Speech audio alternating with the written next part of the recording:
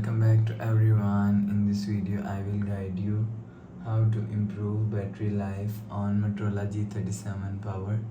Let's start the video. First of all, go to app library. Here click on settings app.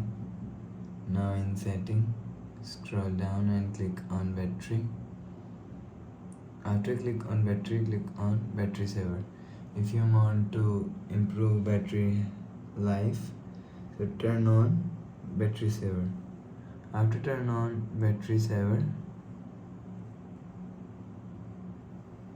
and select one option, maximum battery saver and standard battery saver. After select maximum battery saver, click on yes. Go back to home screen. But if it not solved, again click on settings app. Again click on battery and click on manage background apps. Turn on this button and click on apps.